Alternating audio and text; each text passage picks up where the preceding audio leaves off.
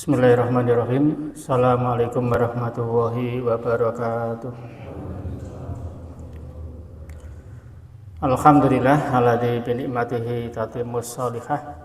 Allahumma shalli wa sallim wa barik wa an'im ala nabiyyina Muhammadin sallallahu alaihi wasallam.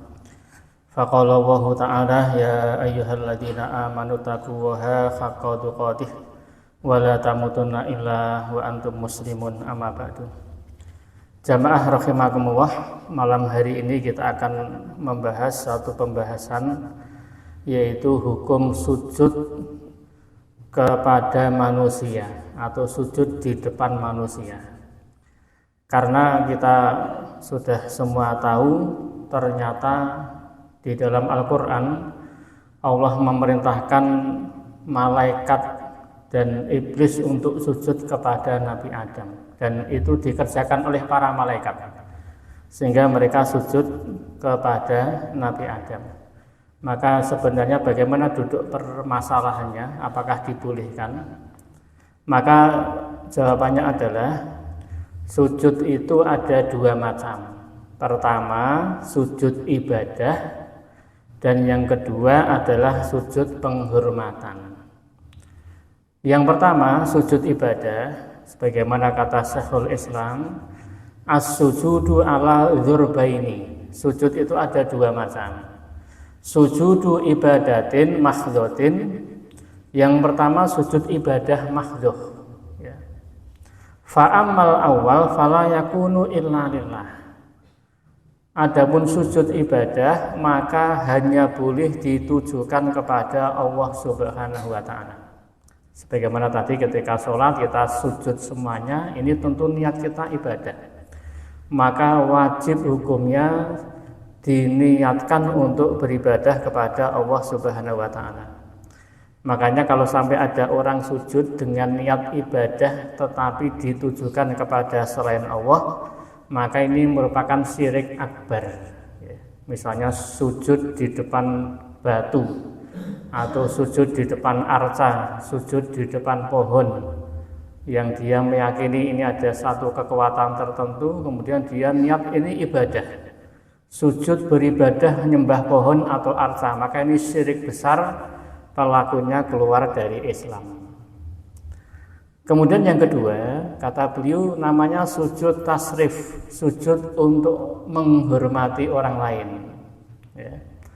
Maka untuk sujud yang kedua ini hukumnya haram di syariatnya umat Nabi Muhammad sallallahu alaihi wasallam, tetapi dibolehkan di syariat Nabi di syariat terdahulu sebelum Nabi Muhammad sallallahu alaihi wasallam.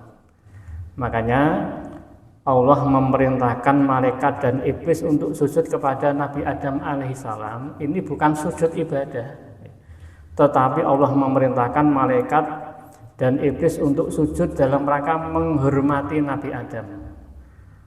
Sehingga syariat pertama kali sujud untuk menghormati orang lain ini dibolehkan. Imam At-Tabari beliau menjelaskan dalam tafsirnya, sujudu tahiyatin faqa'ulahu sajidin. Ketika Allah menjelaskan faqa'ulahu sajidin, para malaikat pun tunduk sujud di depan Nabi Adam, maka kata beliau sujudu tahiyatin, ini adalah sujud untuk menghormati Nabi Adam, wa takrimatin, untuk memuliakan Nabi Adam, la sujuda ibadatin, bukan bermakna sujud ibadah. Makanya Imam Ibnu Hazm mengatakan juga, wala khilafa baina ahadin min ahlil Islam fi anna sujudahum lillahi ta'ala sujudu ibadah. Maka tidak ada perbedaan pendapat satupun di kalangan ulama bahwa sujudnya makhluk kepada Allah itu sujud ibadah, ya. Wa li adama sujudu tahiyatin wa ikramin. Sementara sujudnya malaikat kepada Adam ini adalah sujud untuk menghormati Nabi Adam, ya, untuk penghormatan kepada Nabi Adam. Sehingga kesimpulannya bahwa sujud itu kalau diniatkan untuk ibadah maka hanya boleh kepada Allah Subhanahu wa Ta'ala. Ini sejak masa Nabi Adam sampai hari kiamat tidak ada perbedaan sama sekali. Yang namanya akidah, namanya tauhid, sejak awal sampai akhir tidak ada perbedaan sama sekali. Sujud dengan niat ibadah hanya boleh ditujukan kepada Allah Subhanahu wa Ta'ala. Adapun kalau sujud dengan niat ibadah ditujukan kepada selain Allah, maka ini syirik besar. Yang kedua, sujud untuk menghormati tadi untuk umat-umat sebelum Nabi Muhammad dibolehkan karena saat itu syariat memang membolehkan. Sehingga kalau akidah semuanya sama, tetapi untuk syariat urusan fikih memang setiap nabi bisa terjadi perubahan. Satu contoh misalnya dalam masalah mensucikan baju dari najis, umatnya Nabi Muhammad ketika baju terkena najis maka cukup dibasuh dengan 1 kali basuhan dengan air sudah cukup. Atau kalaupun najisnya najis berat maka dibasuh 7 kali basuhan, salah satunya dicampur dengan tanah, itu sudah cukup. Tetapi syariatnya Nabi Musa berbeda. Syariatnya Nabi Musa ketika ada baju terkena najis maka yang terkena najis tadi tidak bisa disucikan, harus dipotong. Begitu dipotong maka sisanya ini masih suci, yang terkena najis harus dipotong. Ini sebagai satu contoh bahwa syariat umat sebelumnya bisa jadi berbeda dengan syariat umatnya Nabi Muhammad SAW. Maka Allah berfirman, likullin ja'alna minkum syir'atan wa minhaja, dalam surat Al-Maidah ayat 48. Wa likullin ja'alna minkum, untuk setiap umat di antara kalian, syir'atan wa minhaja, kami berikan aturan syariat dan jalan yang sendiri-sendiri. Sehingga beberapa syariat memang sama, tetapi beberapa syariat berbeda. Makanya pada masa Nabi Yusuf masih berlaku syariat sujud kepada orang lain untuk menghormati. Makanya dalam surat Yusuf ayat 100 ya disebutkan wa rafa'a abawaihi 'alal arsy wa kharru lahu sujada. Yusuf menaikkan kedua orang tuanya ke atas singgasana, kemudian saudara-saudara Yusuf tunduk sujud kepada Nabi Yusuf semuanya. Nah, tunduk sujud saudara Nabi Yusuf ini bukan untuk ibadah, tetapi untuk menghormati Nabi Yusuf. Hanya saja kemudian di syariatnya umat Nabi Muhammad SAW, bolehnya sujud untuk menghormati orang lain sudah dihapus, tidak berlaku lagi. Maka hari ini kalau ada umatnya Nabi Muhammad SAW sujud menghormati orang lain, hukumnya adalah haram, tidak dibolehkan. Dalilnya adalah salah satunya, yaitu ketika Mu'adz bin Jabal pulang dari negeri Sam, maka begitu sampai kota Madinah, Mu'adz bin Jabal ini kemudian sujud di depan Rasulullah SAW. Maka kemudian Rasulullah menegur, "Ma hadza ya Mu'adz?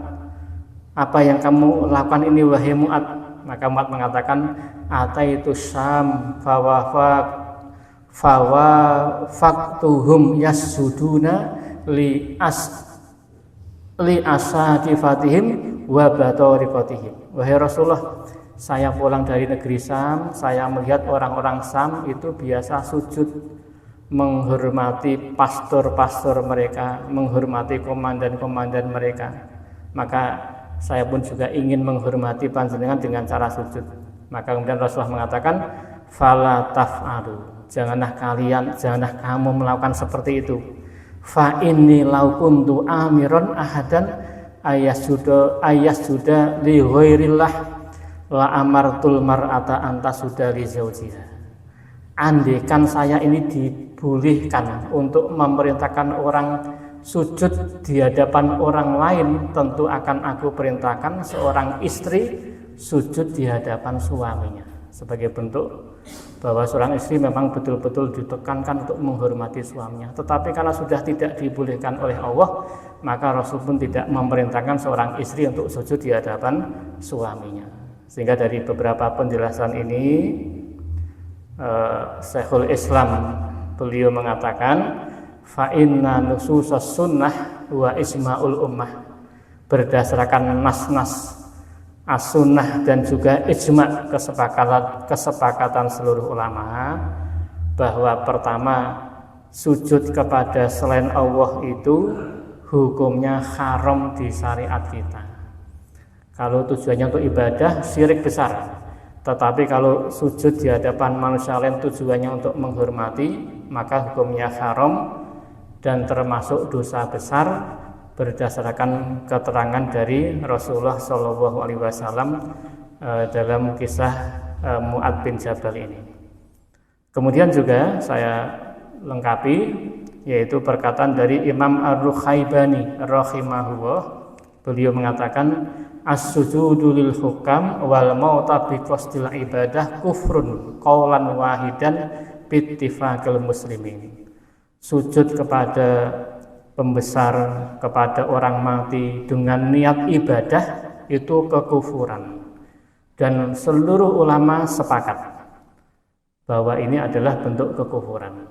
Adapun sujud dengan niat menghormati orang lain, maka ini adalah dosa besar, diharamkan dalam syariat Nabi Muhammad SAW. Sehingga kesimpulannya terakhir bahwa bagi umat Nabi Muhammad, syariat kita untuk sujud dengan niat ibadah wajib hanya kepada Allah. Kalau ditujukan kepada selain Allah, syirik besar.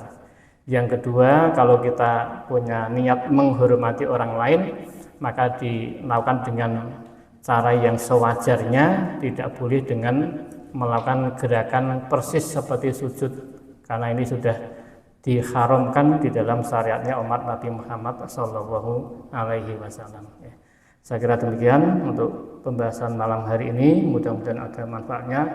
Alhamdulillahirabbil alamin. Assalamualaikum warahmatullahi wabarakatuh.